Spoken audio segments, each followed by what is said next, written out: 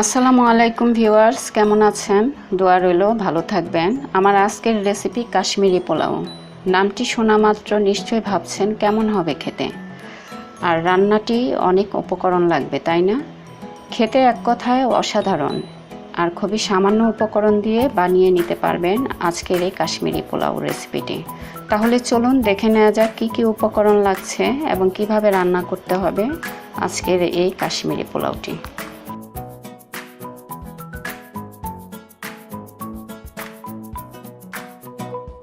আমি এর জন্য চাল নিয়েছি হাফ কেজি, কালো জিরা চাল নিয়েছি। আমি গাজর কিউব করে কেটে নিয়েছি 1 কাপ। ড্রাই ফ্রুট নিয়েছি আমি এখানে 1/3 কাপ। আমি যে বাসায় বানিয়ে নিয়েছি ড্রাই ফ্রুটস, আপনারা বাজারে কিনতে পাওয়া যায়, সেগুলো ব্যবহার করতে পারেন। তা না হলে নিজেরাই কয়েকটি ড্রাই ফ্রুটস দিয়ে বাসায় ড্রাই ফ্রুটস বানিয়ে নিতে পারেন।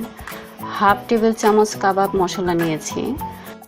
দুধ নিয়েছি আমি মেজারমেন্ট কাপের 1 কাপ, আপনারা পাউডার দুধ দিয়েও করতে পারেন।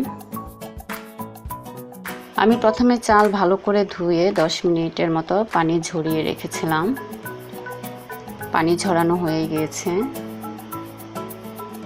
পানি ঝরিয়ে নিলে পোলাও রান্নাও ঝরঝরে হয়। হাঁড়ি গরম হয়ে গিয়েছে, এর মধ্যে দিয়ে দিচ্ছি 1 টেবিল চামচ ঘি। পুরা রান্নাটা আপনারা ইচ্ছে করলে ঘি দিয়ে রান্না করতে পারেন, তা না হলে তেল আর ঘি দিয়ে আমার মতো এভাবেও রান্না করতে পারেন। দিয়ে দিচ্ছি হাফ কাপ তেল। তেল গরম হয়ে গিয়েছে, আমি বেরেস্তার জন্য দিয়ে দিচ্ছি 1 কাপ পেঁয়াজ কুচি।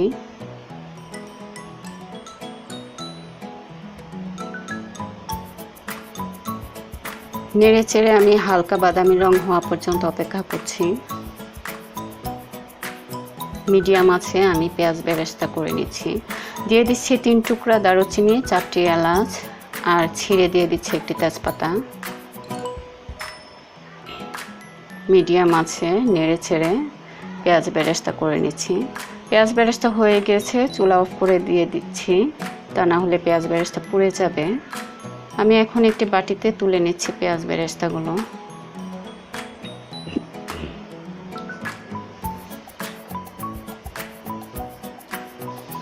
অবশিষ্ট তেল দিয়েই আমার রান্না হয়ে যাবে। আমি এর মধ্যে দিয়ে দিচ্ছি গাজর কুচি। গাজর কুচি নেড়ে চেড়ে আমি 1 মিনিট ভেজে নিচ্ছি তেলে।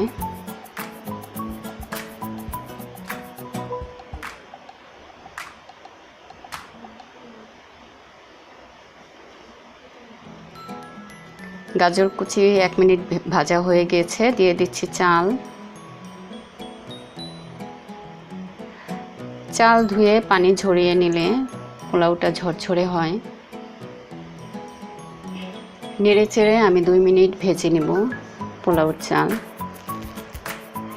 মিডিয়াম আঁচে রেখেছি চুলা। নেড়ে চেড়ে ভেজে নিচ্ছি।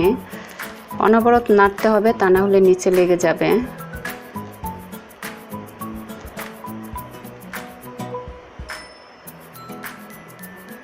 ভিউয়ার্স, এখন আমার চ্যানেলটি যারা সাবস্ক্রাইব করেননি প্লিজ সাবস্ক্রাইব করেন আমার পরবর্তী মজার মজার রেসিপি পেতে। আর পাশে থাকা বেল আইকনটিতে ক্লিক করে পাশে থাকুন। 1 কাপ দুধ দিয়ে দিয়েছি আমি এর মধ্যে। আপনারা ইচ্ছে করলে রান্নাটি গুঁড়া দুধ দিয়েও করতে পারেন, সেই ক্ষেত্রে আপনাদের 20 থেকে 25 গ্রাম দুধ দিয়ে এভাবে নেড়ে চেড়ে চালের সাথে ভেজে নিতে হবে। আমি নেড়ে চেড়ে 1 মিনিটের মতো ভেজে নিচ্ছি। এর মধ্যে দিয়ে দিচ্ছি আমি গরম পানি। গরম পানি করেছি আমি স্বাদ মতো লবণ দিয়ে।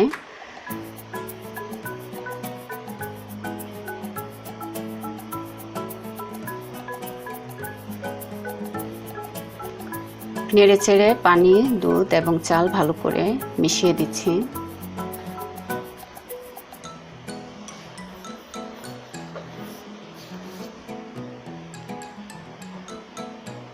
আমি এখন চুলার আঁচ বাড়িয়ে দিয়েছি আর দিয়ে দিচ্ছি আমি অর্ধেক বেরেস্তা সহ গরম মশলাগুলো।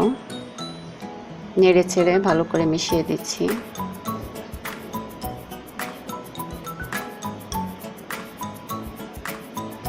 পানি মোটামুটি টেনে গিয়েছে, আমি এখন ঢাকনা দিয়ে ঢেকে দিচ্ছি লো হিটে। 3 মিনিট এভাবে আমি রাখবো। ছিদ্রটা একটি কাগজ দিয়ে বন্ধ করে দিয়েছি যেন ভাপ বের হতে না পারে। 3 মিনিট পর ঢাকনা খুলে আমি নেড়ে দিচ্ছি। নিচের পোলাওগুলো উপরে উপরে পোলাও নিচে দিয়ে দিচ্ছি।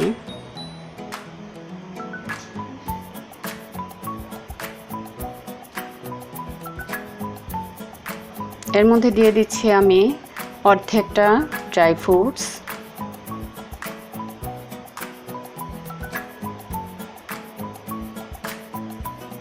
দিয়ে দিচ্ছি অর্ধেকটা পেঁয়াজ বেরেস্তা। নেড়ে চেড়ে ভালো করে চালের সাথে ড্রাই ফ্রুটস এবং পেঁয়াজ বেরেস্তা মিশিয়ে দিচ্ছি। আর দিয়ে দিচ্ছি কিছু কিশমিশ। আমি যেহেতু বাসায় ড্রাই ফ্রুটস বানিয়েছি সেহেতু আমি ক্যাশিউ নাট আলমন্ড বেশি করে দিয়েছি। আপনারা এক্সট্রা বাদাম দিতে পারেন, সেই ক্ষেত্রে 2 চা চামচ পরিমাণ দিলেই হবে।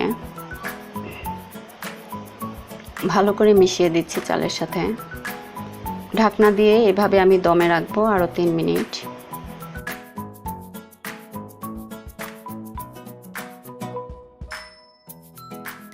ঢাকনা খুলে এখন আমি এর মধ্যে দিয়ে দিচ্ছি আমার বাকি ড্রাই ফ্রুটস,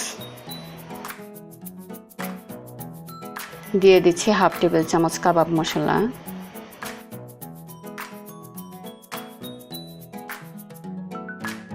যেহেতু কাবাব মশলা দিয়েছি একটু ভালো করে নেড়ে চেড়ে মিশিয়ে দিতে হবে চালের সাথে যেন মশলাগুলো ভালো করে লাগে।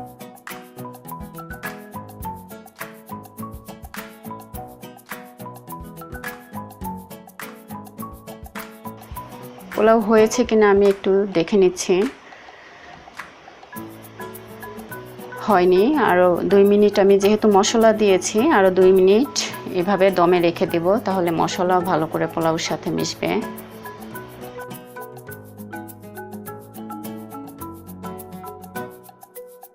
ভিউয়ার্স, হয়ে গিয়েছে আমার সুস্বাদু কাশ্মীরি পোলাও। দেখতেই পাচ্ছেন হয়ে গিয়েছে। আমি এখন একটি ডিশে তুলে নিচ্ছি। দেখতে যেমন সুন্দর হয়েছে, খেতেও খুবই সুস্বাদু এই কাশ্মীরি পোলাও। আশা করি আজকের রেসিপিটি আপনাদের ভালো লেগেছে। যদি ভালো লেগে থাকে বাসায় বানাবেন, খাবেন। কমেন্ট করে আমাকে জানাতে ভুলবেন না কেমন হয়েছে রেসিপিটি। বন্ধুদের সাথে শেয়ার করবেন আর পাশে থাকবেন, আমার জন্য দোয়া করবেন। আমিও আপনাদের জন্য দোয়া করি আপনারা ভালো থাকবেন। এতক্ষণ আমার সাথে থাকার জন্য অসংখ্য ধন্যবাদ। আসসালামু আলাইকুম।